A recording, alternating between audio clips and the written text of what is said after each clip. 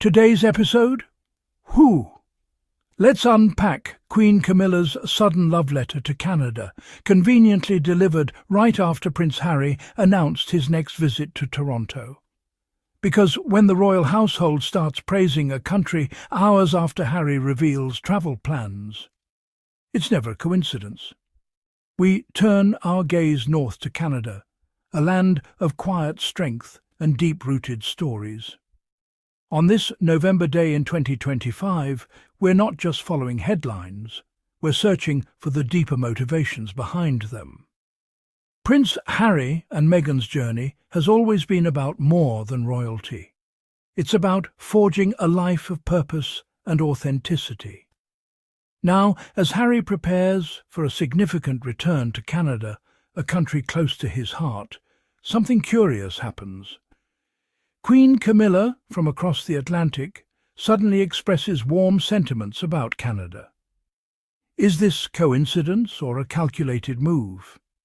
Timing, after all, is everything in public life. We're here to look beyond the surface, to see what these overlapping moments reveal about the ongoing dynamics between Harry, the monarchy, and the countries they touch. Today, we'll examine this convergence, Harry's return and Camilla's message, and what it tells us about the evolving story of the Sussexes. Let's proceed with curiosity and a desire to see the world a little more clearly. The context matters. Every event, every word is part of a larger narrative. Thank you for joining me as we explore what lies beneath the headlines. Let's begin. Our journey starts now. Queen Camilla's recent praise for Canada seemed pleasant enough, until you consider the timing. Her words arrived just as news broke of Prince Harry's upcoming visit to Toronto for the Invictus Games. In the world of royalty, timing is rarely accidental.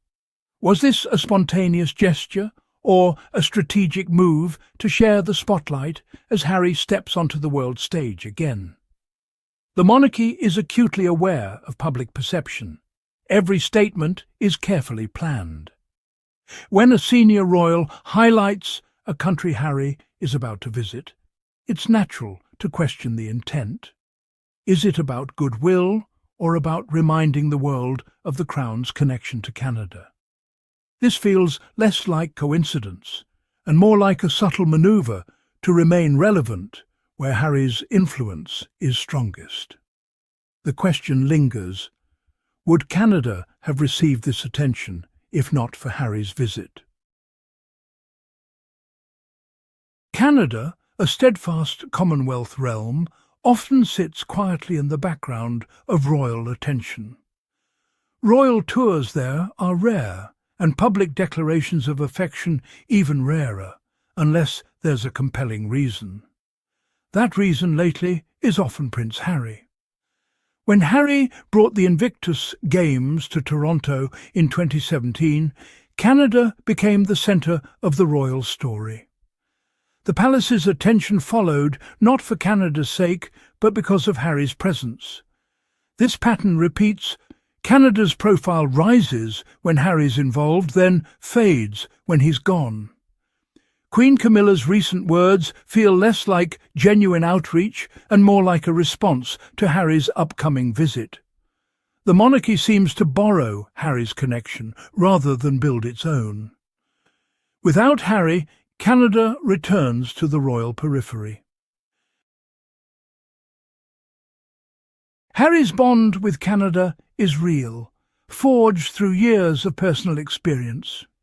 He lived on Vancouver Island, seeking peace and a new beginning for his family. He trained with Canadian forces, sharing in their hardships and camaraderie. These experiences created a deep, authentic tie, far beyond any official duty. Now, Harry returns not as a prince, but as the founder of the Invictus Games and a respected advocate for veterans. His leadership is rooted in lived experience, not royal protocol. Canadians recognise this. They see a man who uses his platform for service, not privilege. He comes to honour wounded service members, not to be honoured as royalty. This distinction is powerful, and why his connection to Canada resonates so deeply. Harry's story is one of transformation, purpose, and authenticity. That's what truly sets him apart. The royal family often echoes Harry and Meghan's initiatives, but always a step behind. When the Sussexes champion mental health or digital responsibility, similar palace campaigns soon follow. These efforts feel reactive, not original, an attempt to reclaim relevance rather than lead with vision. The difference is clear. Harry and Meghan speak from personal experience. The palace's responses feel corporate and distant. Queen Camilla's shout-out to Canada fits this pattern. As Harry prepares for a major moment in Canada, the monarchy tries to share in the goodwill he's generated. But borrowed light never shines as brightly as the real thing. The public can sense the difference between authenticity and imitation. The palace's echoes only highlight Harry's genuine connection. Canadians are practical and discerning. They value authenticity over grand gestures. They know the difference between a scripted compliment and a heartfelt connection. When Queen Camilla praises Canada, they listen politely. But when Harry arrives to support their veterans, they feel it. His relationship with Canada is personal, built on shared experience and respect. The palace's attempts to mirror Harry's impact often fall flat. They lack the lived reality. Canadians see Harry as someone who understands them, not just as a symbol. This is why PR manoeuvres rarely succeed. People sense when something is done for appearances. Harry's work is real, and that's what matters. Authenticity is the true currency of modern relevance.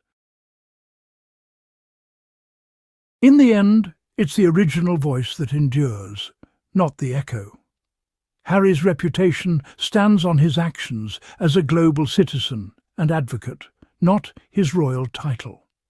The Invictus Games are his legacy, born from vision and commitment. Palace attempts to align with his success may be clever PR, but they can't overshadow the truth. Harry's influence is built on genuine connection and hard work, qualities that can't be replicated by messaging. People are drawn to his sincerity and his willingness to turn struggle into strength for others. Authenticity can't be manufactured, it must be lived. Harry and Meghan have chosen a life of purpose, inspiring others to do the same. Their story shows it's possible to redefine your path and create a legacy based on your own values. As we watch these events unfold, let's look for what's real, not just what's reflected. The story of Harry and Meghan is far from over, and its lessons on courage and authenticity continue to shine. Nothing can dim a light that shines from within. Thank you for watching Meghan and Harry Tales, where we call out the spin, highlight the truth, and uplift the Sussexes' journey. If you enjoyed today's unpacking of Camilla's "Canada is Dear to Us" performance, hit that like button, subscribe, and drop a comment.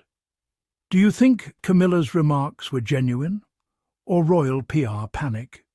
Stay tuned. More receipts, more clarity, more Sussex truth.